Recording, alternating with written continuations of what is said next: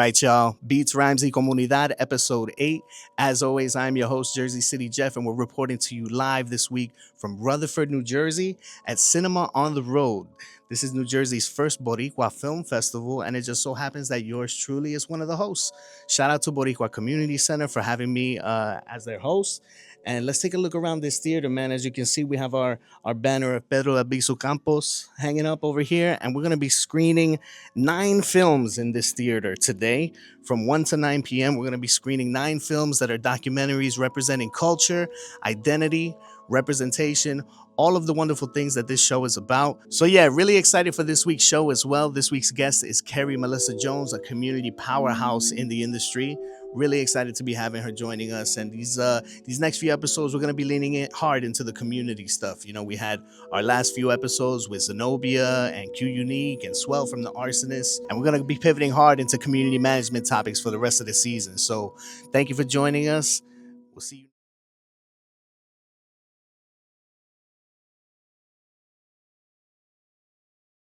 Bajo, y el bajo se acomodó como después que había empezado el número, y cuando rompió el bajo a tocar, pues cambió totalmente la sonoridad de la orquesta, y a mí pues me encantó el bajo de una vez y me quedé con el bajo. La música, yo desde pequeño, desde que tenía 5 años, me gustaba mucho la música. Traté de tocar guitarra, pero que era izquierdo y no podía, ¿verdad? Cuando era más pequeño. Después seguí en los grados, me hicieron cambiar de escribir con la izquierda, obligado a escribir con la derecha. Pero aún así no me cambió la forma de coger la guitarra o el 4. Entonces no me interesó mucho por eso. Empecé practicando en una sinfonía que era de Adán Alvarado. Bajaba por aquí, por este río, y llegaba a un sitio allá abajo que le decían El Hoyo. Y él tenía una sinfonía de botones. Y yo pues seguí practicando la sinfonía, ¿sabes? Él me la prestó y me la traía para acá.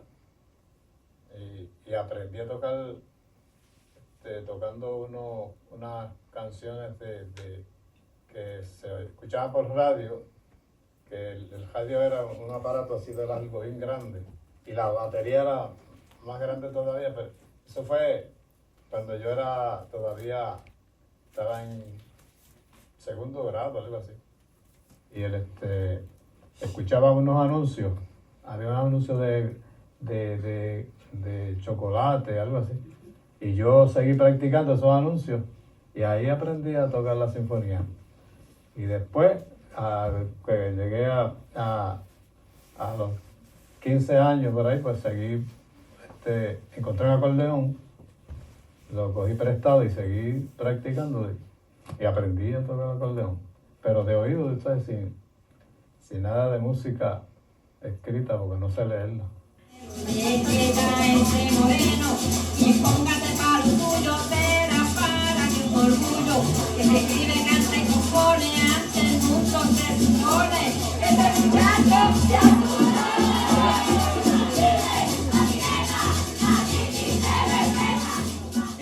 Yo he querido aprender a tocar guitarra desde que canto, solo como a los 7 quería tocar guitarra, pero era muy chiquito y no me querían enseñar. Entonces yo estuve ahí, dale, todos los años, enséñame, hasta que llegó como quinto grado, final de quinto grado, y pues I made mom crack, y pues por fin me enseñaron 3 tonos. Los primeros 3 tonos fueron la, mi, re, o sea, los más normales, de que para tocar, qué sé yo, alegre vengo.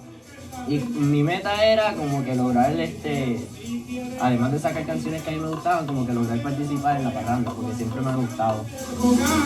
El golpe no tiene apuro porque se encuentra seguro que no tropieza de estar.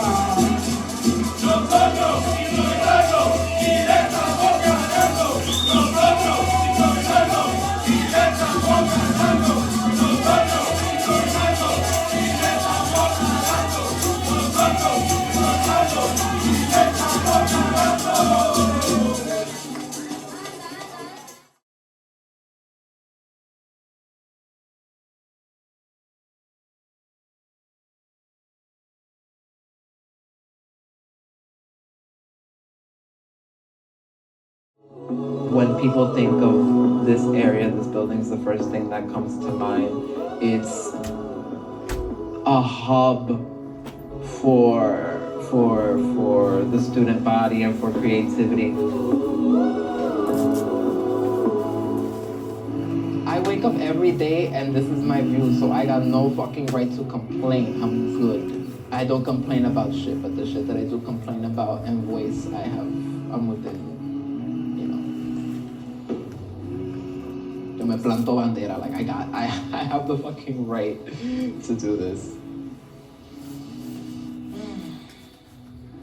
I escaped that and I'm finally safe and I'm in this gem of an apartment and it's good and the neighborhood is good and I see a lot of familiar faces here and it didn't take long to adjust. The landlord, the prior landlord he was able to put on an act and we assumed he was good, but he just wanted to fill up the building.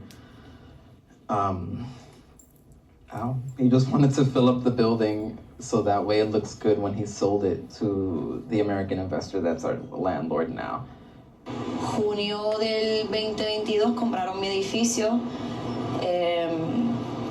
Mi arrendador viejo lo vendió, se lo vendió lamentablemente a Thomas Axon, que es uno de los inversionistas de la ley 22. Este señor lo que está haciendo es comprando edificios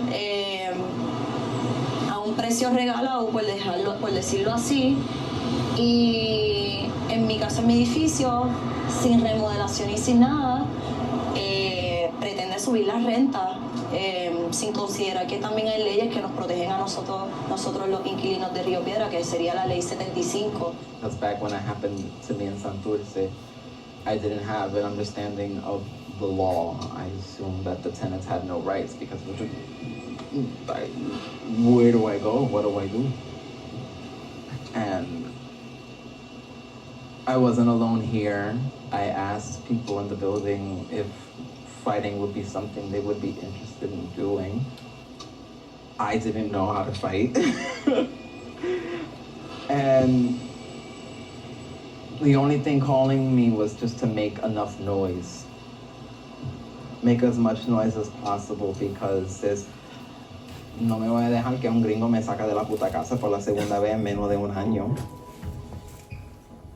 En lo que, ¿verdad? Pues son las leyes que nos protegen, leyes que los gringos no conocen porque no existen de donde ellos vienen. Estas son cosas que igual a ellos los están tomando desprevenidos.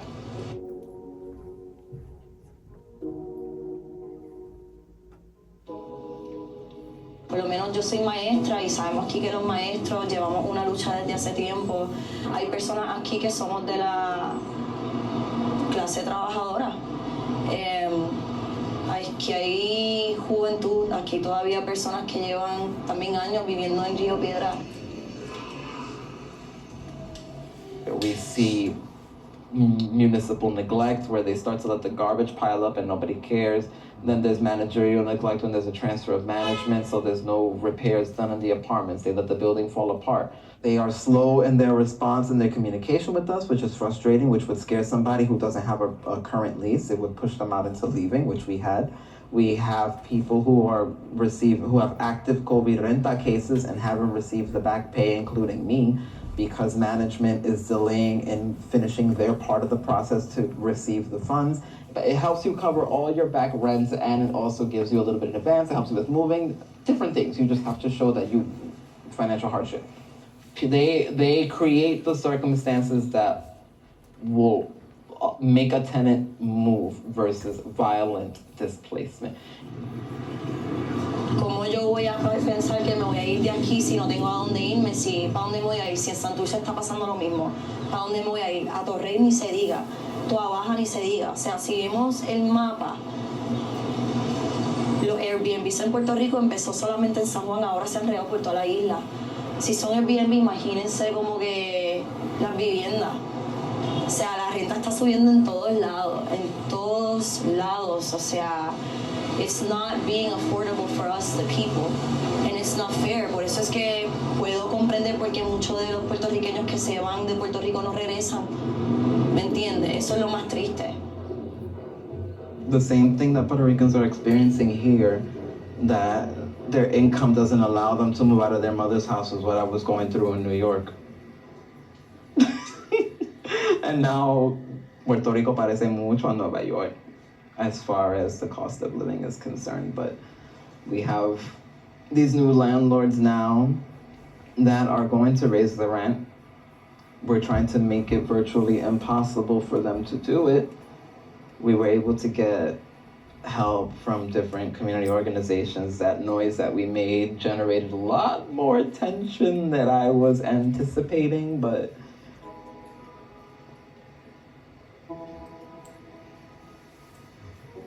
the conversation is bigger than Rio Piedras at this point.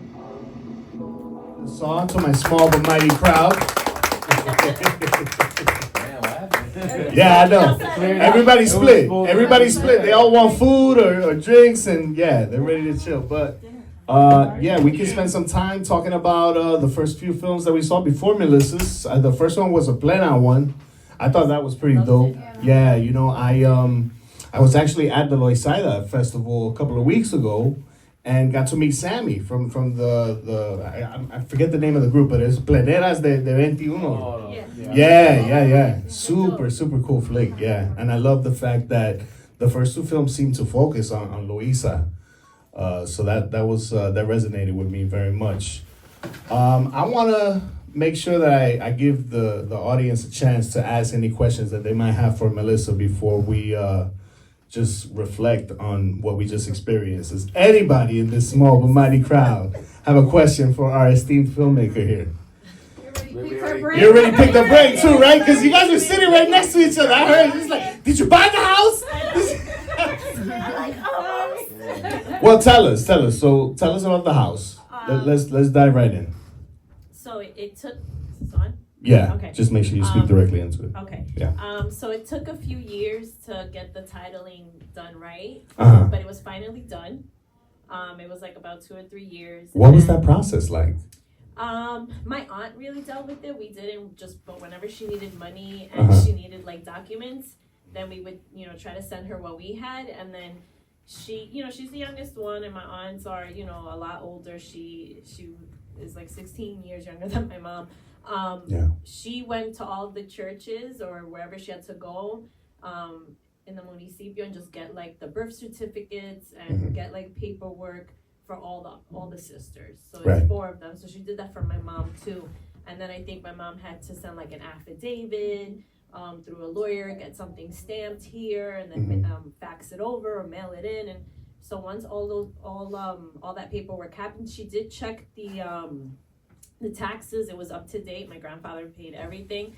And then you have this thing called el crim or whatever it's called. And then that was fine. And so after that was settled, I found someone to do the appraisal. And so they're going the first week of July. And then I'm going to be there at the end of the month. And I'll see the paperwork and I'll see how much they're saying that the house is worth. Yeah. And then hopefully we can start the process. Excellent. Well, congratulations to you, first of all, on putting this film together because, you checking levels? It's a small crowd. We can hear you. Yeah. Hello? Oh. You know what? Why don't we switch? Because I'm loud by nature. Okay. Perfect. All right, so we'll do it like that. Okay. All right, cool. Excellent. At the end of July 29th, basically. So I'll be there. That's for the closing? Well, we haven't started the purchasing process yet. It's getting appraised now at the beginning of July, and then I'm gonna go and meet with my aunt, and discuss a bunch of stuff regarding the house and finding out like what the costs would be. Right. Because we have to like knock it down and rebuild the house, literally. That's what they have to do? That's what I'm basically have to do because it's so. A lot of the walls too. Right. It was wood. It's wood, but it's panele, and so things got inside the panels. And so and then there's gonna hang under the house. Right. And so we have to take out. We had somebody come and tell us how much it would cost. We basically have to clean all under the house. So I don't know if you saw in the film, but there was like comején down the walls. Yeah. Yeah. So that's a huge issue there. And so it's a lot. Yeah. Yeah, 100%. the house is not in a good condition at all. Yeah, so you said like, and the mold and everything. Yeah, like that, and she it's already like, basically like threw out all the furniture, Uh-huh. except the bed frame from that first house because it was fine. Uh-huh. But basically like everything inside was thrown out, even that damn sink that they gave us. Like the one we had before was better. Yeah. The thing they gave us, I mean, they gave us a toilet that didn't even fit the proper toilet. Right. And then they gave us like this tiny little, it was just, and then we have a bunch of wood that they told us we had to put ourselves. Uh-huh. And so we have that wood in the garaje. Got you. That was never used really. Well, kudos to your father on being the archivist that he is. Was he a filmmaker, or was he just documenting No, he was all of the just- family gatherings and Yeah, I memories? wanted to, I had to cut a lot of things out, and I still think I look back and I'm like, oh my god, I had to cut this out. Yeah. But he took a lot of pictures of us, and so I have them now, but they're not functioning. I just keep them as like, memorabilia. Right. But he had a lot of professional cameras, and he wasn't a trained photographer, but he used to take a lot of photos of like vacations and us and everything. And so, we have all of that, and he loved doing that. And I guess that's what, I got interested in all of that too. Was this like what sparked your interest in filmmaking? Is this your first film? Well, I have a prior film that I never finished, which I want to jump back into finishing. I have a 35-minute cut, but the film before this really kind of really just took my soul and like ripped it open and made me just really jump into my Puerto Ricanness to like a whole other level, because the film is about a Puerto Rican revolutionary that I became friends with, and I was filming her for 10 years. And her name is Doña Isabelita Rosado, and she was in the Partido Nacionalista and was like Don Pedro's one of his right hand, and I met her, and I met a bunch of, at that time in my early 20s, like I joined the Puerto Rican Nationalist Party in the Bronx, and so through that I got to meet a lot of these elders that have passed away already, Right. that used to come to New York and stuff like that, and some that spent a lot of time in prison, that were oppressed, that were persecuted by the government. And so I met her and I filmed her for a long time, and I got to learn a lot from her, and she and these other elders were the ones that really made me feel secure in my Puerto Ricanness. And so I always used to question it. And then, with my family and coming to Puerto Rico all the time and being with my grandparents, but when I met them, so like I filmed that while I was simultaneously filming my grandparents. That kind of made me feel like I don't need to feel like I'm not like enough, and so like spending time with her, with my grandparents and all of that. And so I have this, 35-minute cut. But I've never, it plays in like, not now, but I used to play it at certain events or things like that, but not out to the public. Got you. Yeah. Let's dive a little bit more into the duality part Okay. that you leaned into in the film. I myself am half Irish, so some mornings I wake up and I'm like, colonist! It can be very, very challenging. It because is. you don't feel Puerto Rican enough for your Puerto Rican side. You don't feel Ecuadorian enough Yeah. for your Ecuadorian side. What was that experience like for you? I remember kind of comparing it, like trying to compare like apples to apples when it wasn't. Right. And so I used to, even question my dad and be like, why isn't it? Because it was always, this was me as a kid always, like, why? And I loved history as a child, like all of that. And I used to be like, well, why isn't Ecuador a part of the United States? Why is Puerto Rico a part of the United States? And so I used to ask all these questions that they couldn't answer. And so then I started to kind of look up those answers myself when I was young. And that kind of gave me like a better sense of belonging somewhere. And so when I decided to like, when I met all these people in college and I kind of joined this movement, I'm like, if I am going to speak about anything, I need to educate myself. And so I started to look up movies and books, and I met people. And back then, I would go to Puerto Rico like 4 or 5 times a year. Not so much now, I'm a parent, and it's hard to travel with your kid and like spending the money. You have to see how you know. But that kind of that not feeling like enough, like I guess I jumped into reading and learning stuff so I could feel enough. Right. I don't know if that helped, but that kind of like made me feel like it was sufficient, you know, mentally in some sort of way. Yeah.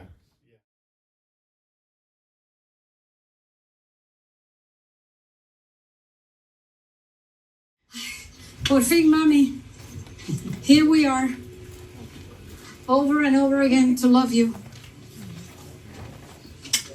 Madre divina y preciosa, que Dios me la cuide. Qué bajito está ella. Right underneath.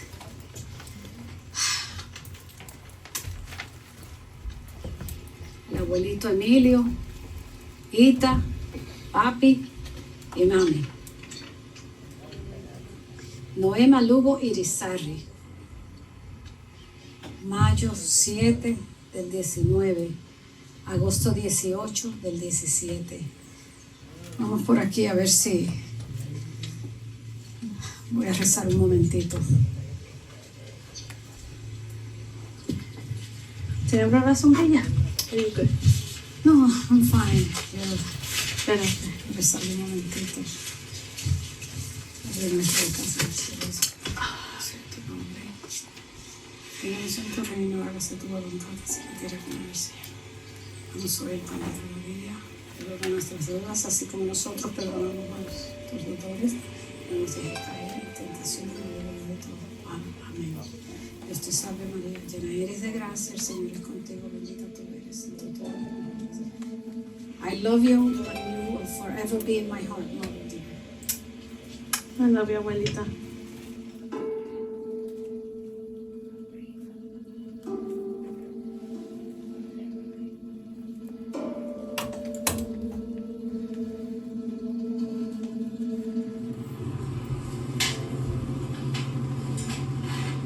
Aquí yo nací y me crié. Lo que pasa es que antes la casa era en madera, todo. Pero aquí nos criamos. Yo soy sanilmeña completita. ¿Y esta aquí?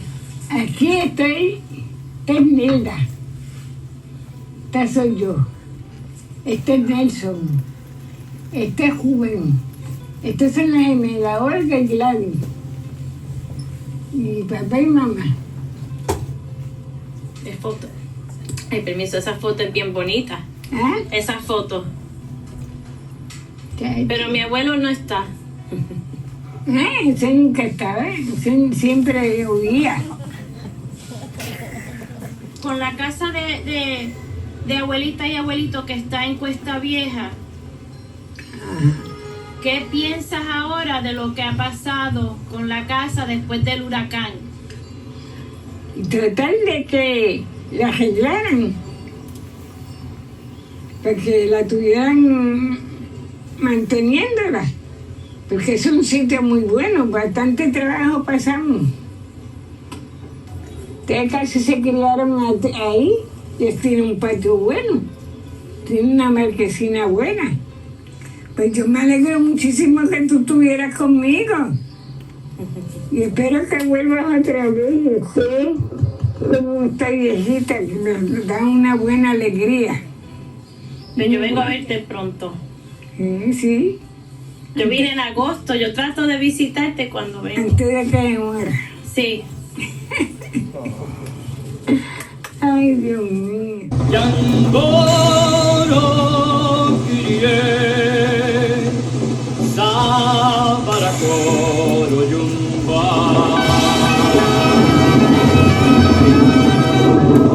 Para llegar a la salsa hay que pasar por la rumba. ¡Juega usted!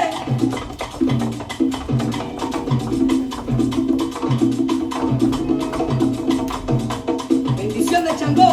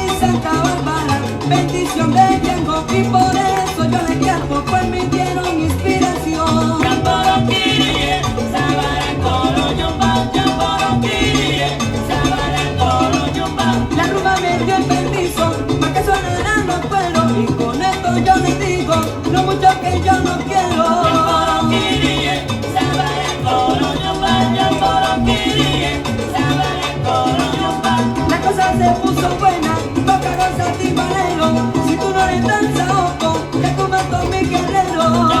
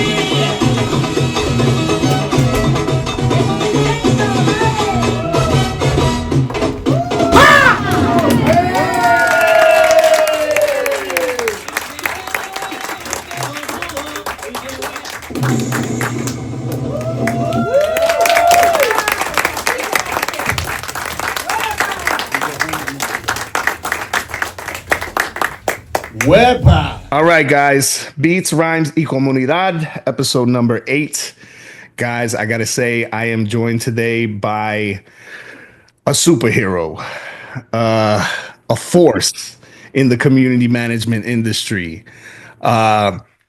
This young lady, in addition to establishing her own consultancy, which I believe is like, what, 12 years going now, has been head of community for a number of organizations. We're going to dive into all of that greatness today. But yeah, today we are joined by Bad Bunny's secret crush, Carrie Melissa Jones.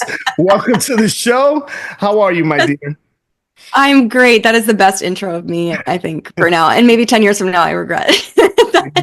Well, maybe but not. today, I love Bad Bunny. Right? Oh my gosh. Yo, let's start there. So talk to me a little bit about that. I saw that people were surprised at the fact that you're a Bad Bunny fan. What's going on? Yeah, they're like, what? Like, what? Yeah. And this person was like, why? What? Why? And I'm like, what's not to love about Bad Bunny? Yeah. But I mean, you're Puerto Rican, aren't you? Yes. So there you go. I mean, he reps for Puerto Rico, and he's doing this whole tour in Puerto Rico where it's like a whole month, I think, of his residency there. Yep. It's only for residents of Puerto Rico. It's, yeah, and sold out like. Oh yeah, of course. Yeah, I think there's like certain dates that are just for residents, and then some that are open to non-residents. But like all of it sold out. Yeah, Like, yeah. Amazing. And just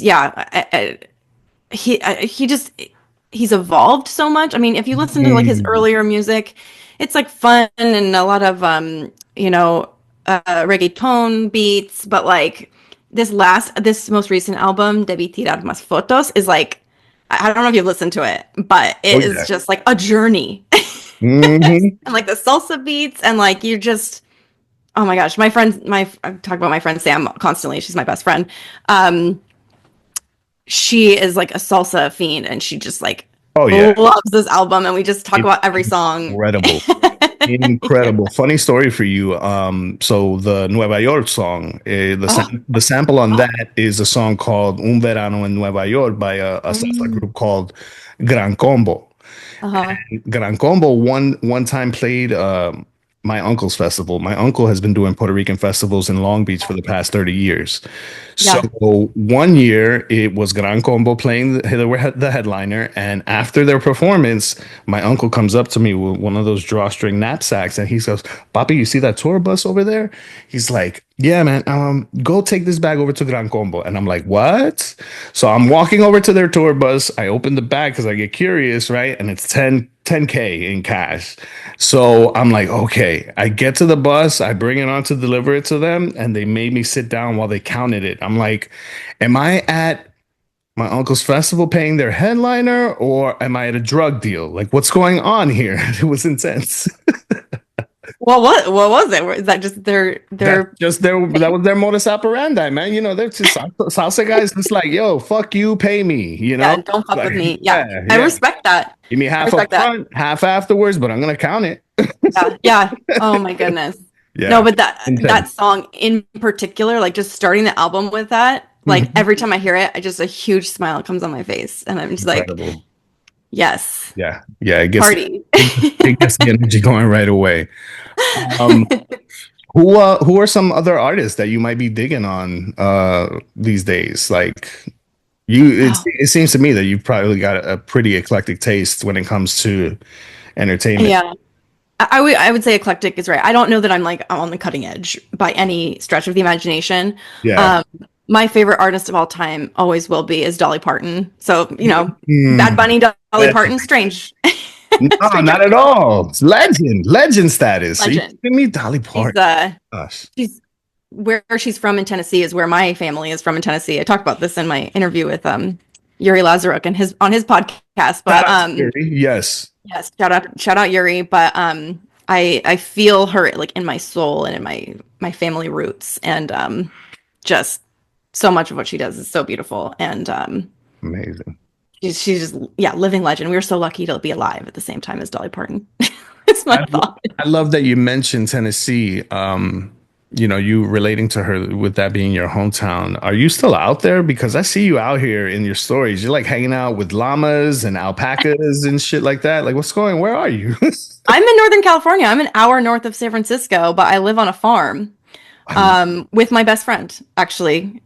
My best friend, her two boys, and her husband, who is her high school sweetheart. So we all went to high school together. So I live next door to them. and like I'm looking out right now in front of me, there's a berry field, strawberries, blueberries, raspberries. They're starting to come in season now.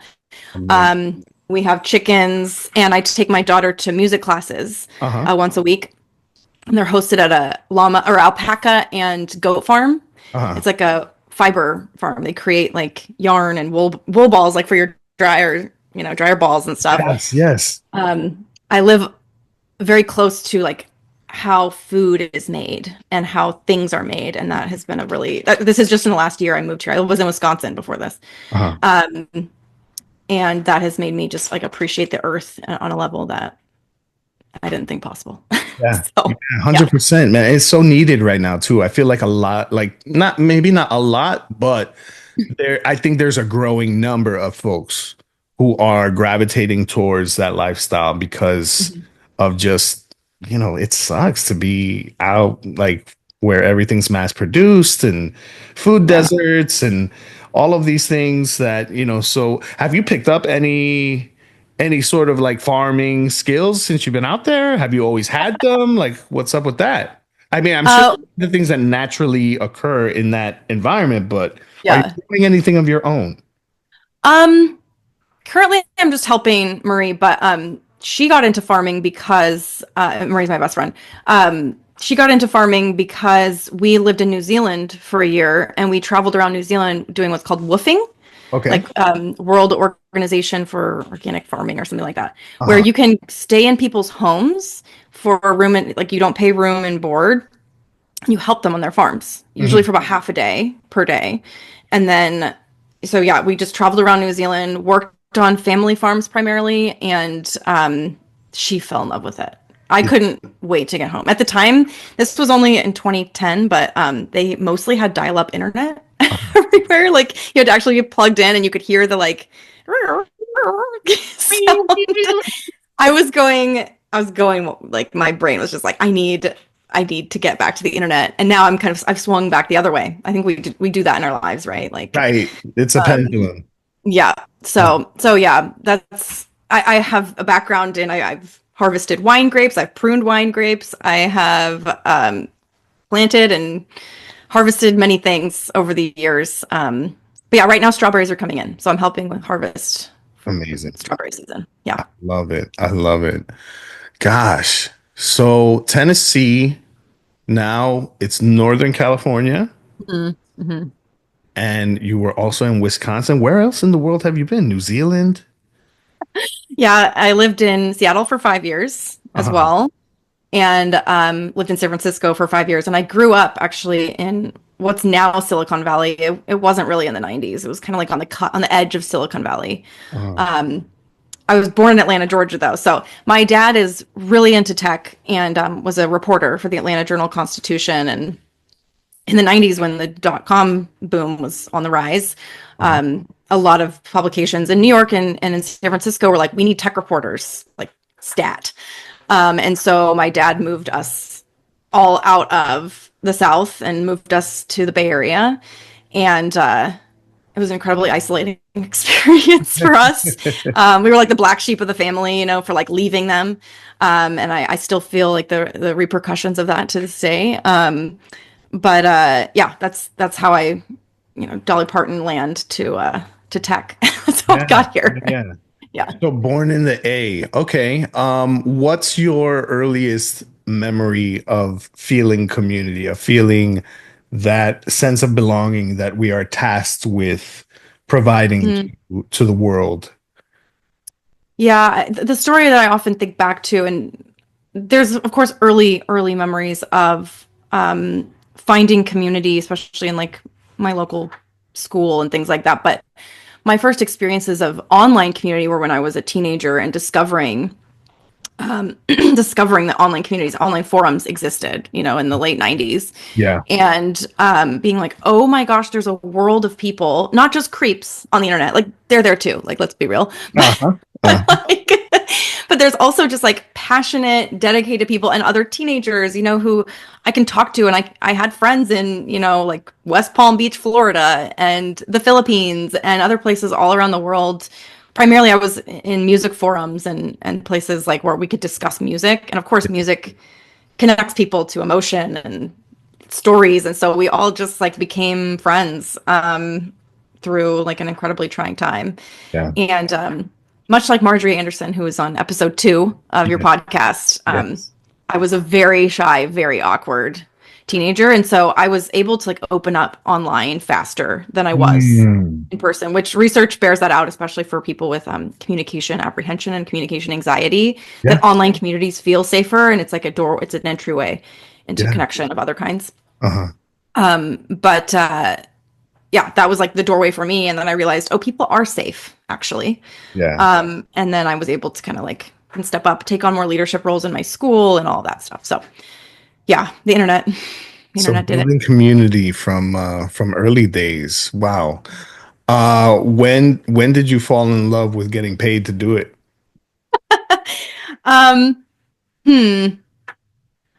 I actually remember I used to lead community at a company called Chegg, which does like they did textbook rentals. Now they do all kinds of homework help.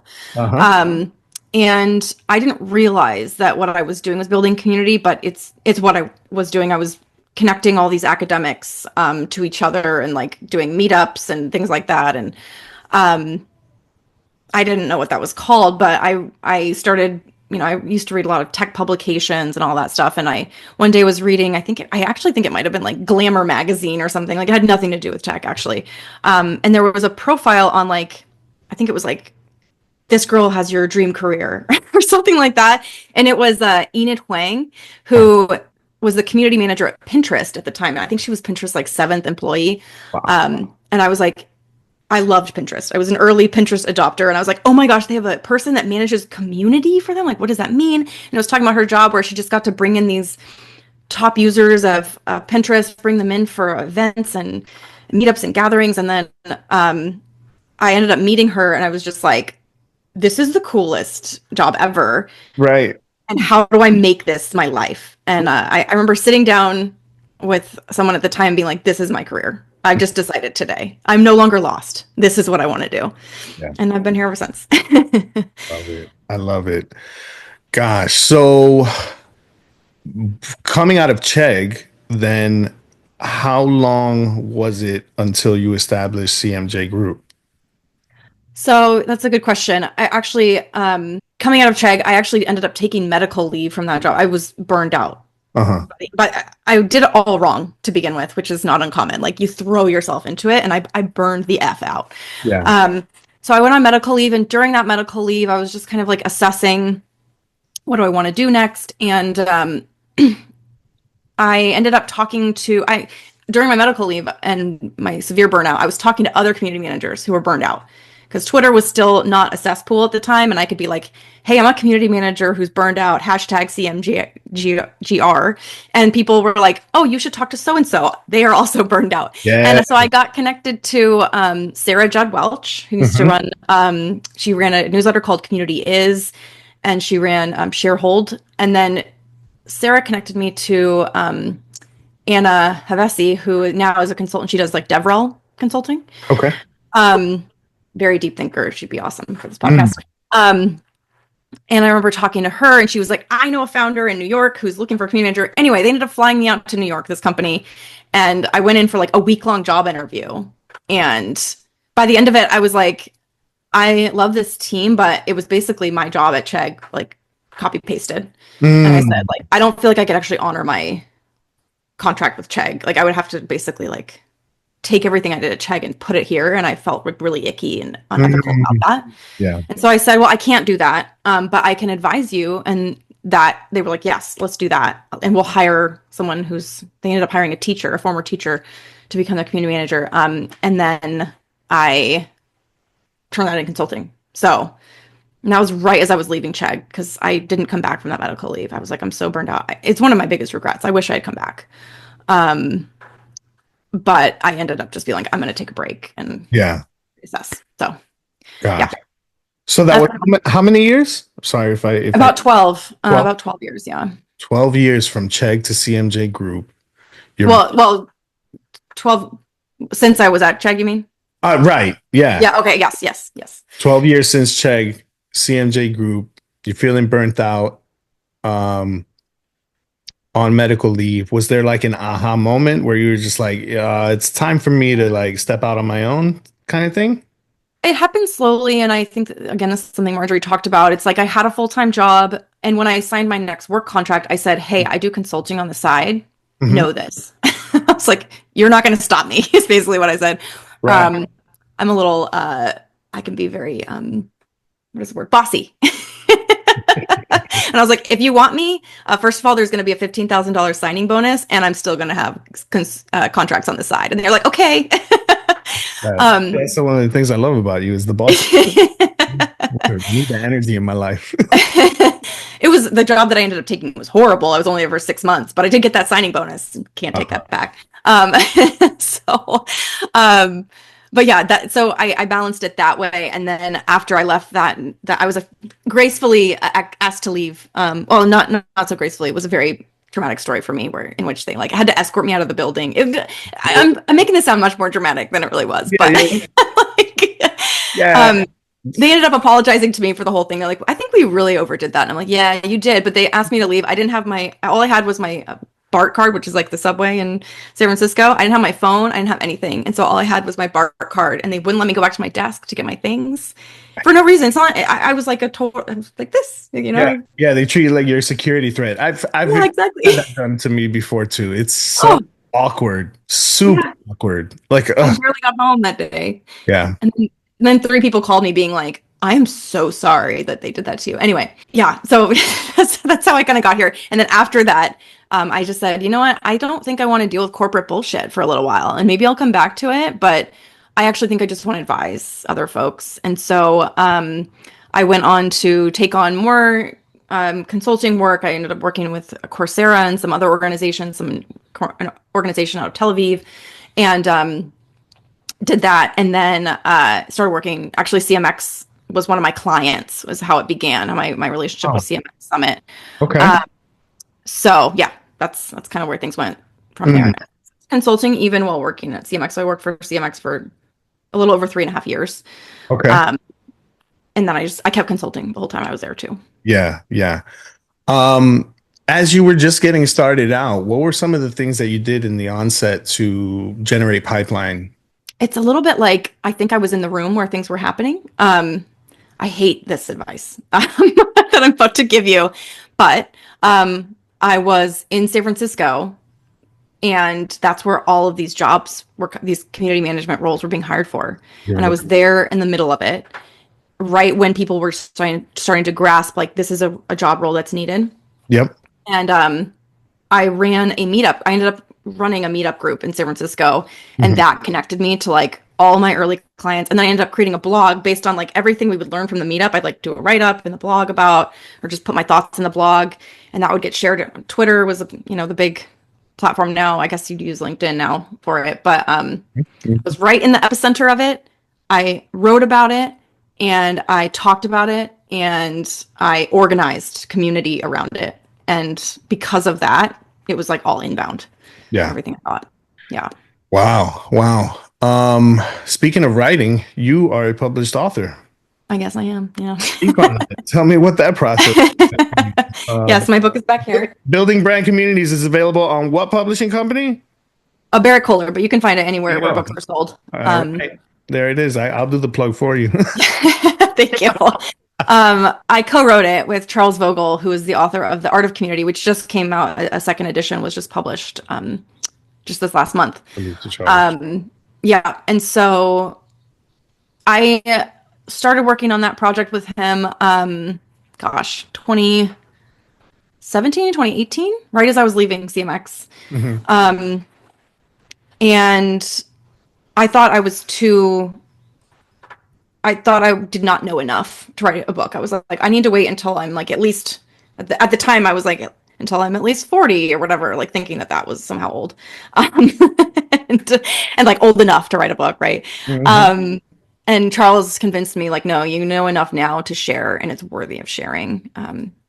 He was a very powerful mentor for me, and still is. So yeah, that's how the book came about, and we worked on that very closely together. I never could have written it alone. Didn't have the discipline. Yeah. So was it through partnering with him that you were able to like get it out there into the world? Because I know the process works a little bit funnily. I think I've spoken about this with Adrian and his process doing the accidental community manager, right? Like, what does that process look like? How do you get a publisher? Like, how do you think about distribution? Stuff like that. Well, there's multiple avenues. So before I started working in community management, I worked in publishing. That was my whole background. My dream in college was like, I'm going to move to New York. I'm going to work for like, HarperCollins or Simon & Schuster or whatever. And I'm going to be an editor. And then I started doing that, and I was like, oh, this is a dying industry. Cool. But so I've seen that there are multiple avenues, right, to do this. You can do what Adrian did. Adrian self-published, but like had help throughout that process. You hire an editor, you hire copy editors, proofreaders that get really into the details with you. So that's one avenue. For other people, you need it's what's known as like a literary agent. You have a book proposal. If it's a nonfiction book, you write your book proposal and they shop it around for you with different publishing houses. You do not just submit a proposal to a publishing company. It will go into what's known as the slush pile. And they treat it like it's basically like recycling. I know, because as a former intern, they would be like, here, you get to read the slush pile. And I would find books that I really liked in there. And one of the editors that I worked with was like, Carrie, this is very sweet that you think this book will ever get published. We don't ever publish anything from the slush pile. I'm like, well, so why are you asking me to read this? Like, oh my goodness. Okay, cool. That is so funny.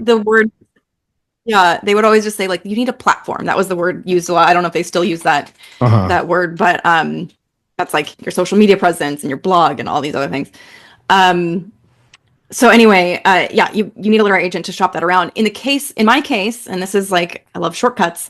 I knew Charles, and Charles had already published a book with Barrett Kohler. Got it. And Barrett Kohler publishes a lot of like leadership and business books. I think they publish like Eat the Frog, that book about like doing the hard thing first, and all of the like a lot of leadership books and things like that. And so he said, my publisher is looking for other material like this, and I can introduce you to my editor there, Neil, and we can have a conversation. And we had one convo with Neil, and he was like, I want this book. Yeah. So do you get the best deal as an author doing that? Absolutely not. Like, I don't think me as a debut author, I couldn't have made more money off of this, but you're going to get a modest deal, and you're going to get your foot right in the door though. So you don't have to wait around for all the other pieces of the political BS to fall into place. So yeah, that's what we did. And then when you work with a publishing house, you you have deadlines that they impose on you.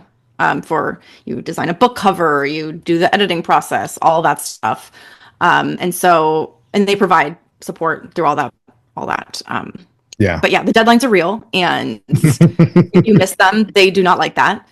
And Charles was very fastidious. I would describe Charles as a very fastidious person. Just like keeps to the deadline. And actually, if we didn't get in early, then he considered it late. And so, yeah, he kept us very much on track and moving the process. Awesome.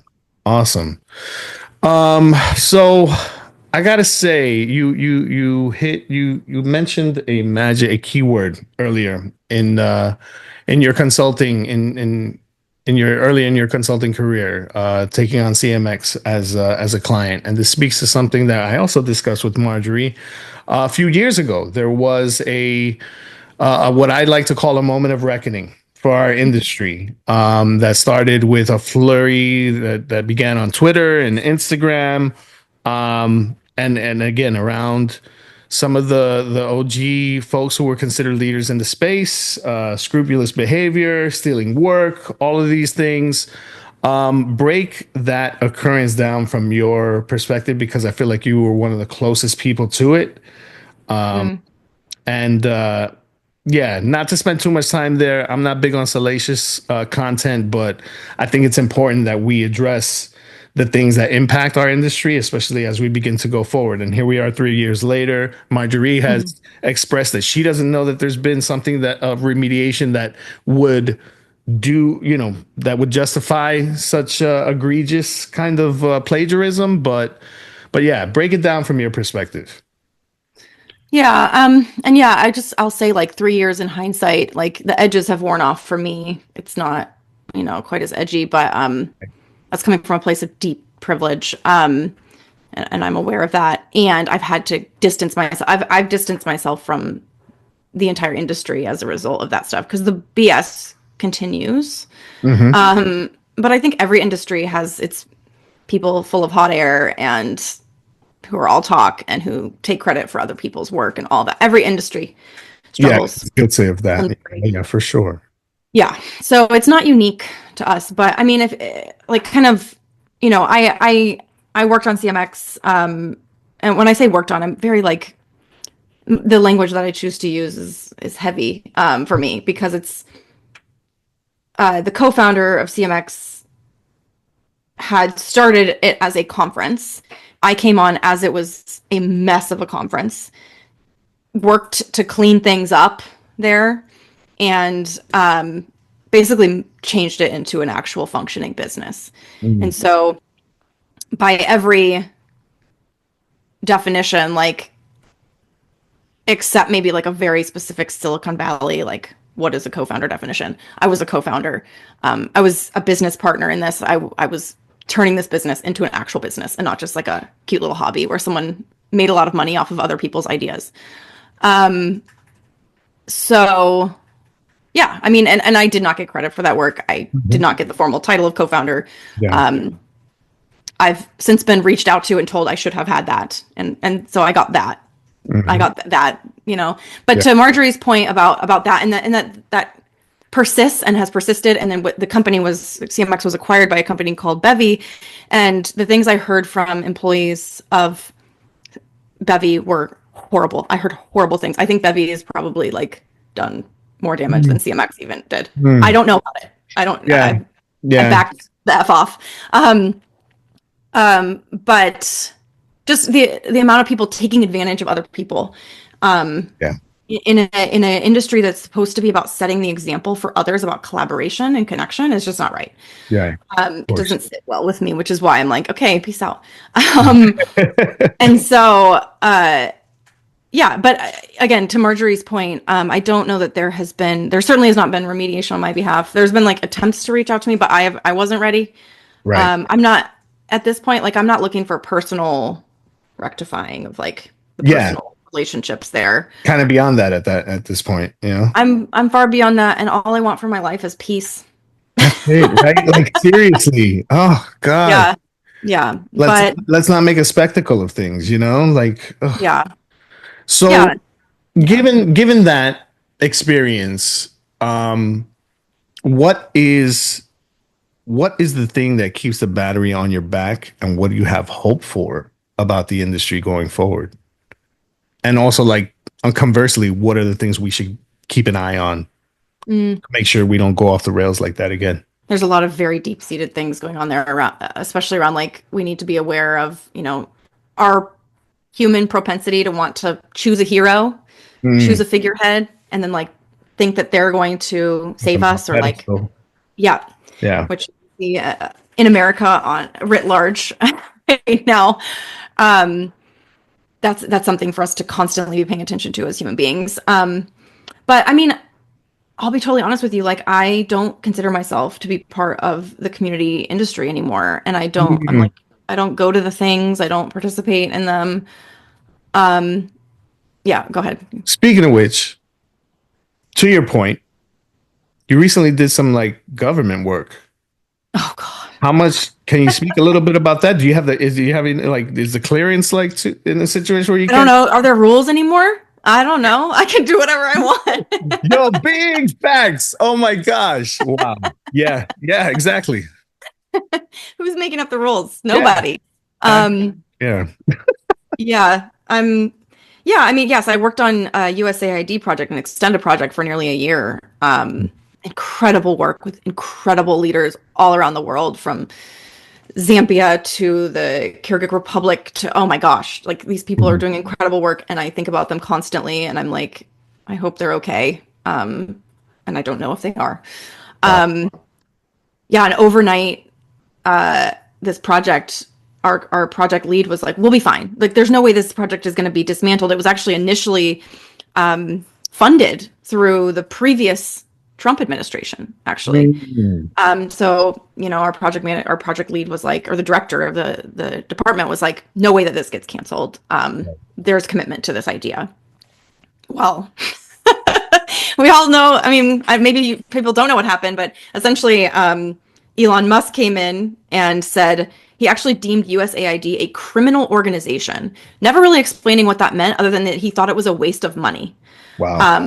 And so they saved the government a lot of money by ceasing all contracts, breaking all contracts, not paying anyone for work done. So the work that I did on that from January until January 1st to January 20th, like, I never got paid for. And the government just stopped paying its bills, essentially. That's how Musk saved the government. You see these headlines like, you saved the government. Like, yeah. Efficiency. They literally broke contracts and didn't pay people for work performed under legal United States government contracts. Like, that sounds super efficient. Yeah. And it's going to wreck. I mean, I used to be very patriotic. I hate that word now. It's been so, like, bastardized. Yeah. But I believed in, like, an America that nurtures the world, like, I think that was probably a lie, but I believed in, like, aid for the world, especially, like, parts of the world don't have access to medical resources and other things that we do. And so, like, what USAID would do is, like, provide HIV treatment to people in Africa that don't have access to it for free. And the plug was pulled on all those overnight. I don't know what's going on with those treatments and those, like, they're providing food to folks in in Gaza and other places around the world, all just taken away overnight. Wow. People died and are dying as a result of these decisions. So, yeah. Wow. I think we left off right around, what's keeping the battery on your back these days, and what are you hopeful about as far as the industry goes? I know you mentioned that you kind of don't perceive yourself as being a part of the industry anymore, or that you've stepped away, but there's still lots of folks who do consider themselves into it that really admire and respect your work, me being one of them. So what keeps the battery on your back, and what makes you hopeful for the future? Yeah, I mean, I think that's a really good point you make. Like, there are people who are still in the industry and need the organized gatherings and coalition building and all that stuff that being part of an industry provides. And so for me, like, I think what keeps me going is knowing that that there are good people doing this work and organizing the organizers. So yeah, just I feel like part of my reason for kind of stepping back is like I feel like y'all got it. Like I can kind of step back and I do more like strategy work and facilitation and like leadership guidance and things like that these days than I do like actual community building, if that makes sense. So yeah, I think there's just a lot of good work being done there. Beautiful. Yeah. And you are now how many years into your journey as a mother? Almost 2 years. Yeah. How's it going? How's it going? My friend and I do a monthly mom's night that we self-organize at like we go to different places around our town in Petaluma. And last night we were just reminiscing on like, we're here. And that's sometimes like, that's just enough. Last month there was a 15-day period where my daughter just did not sleep. She was awake every hour for 15 nights in a row. And there was a night near the end of that where I was just weeping.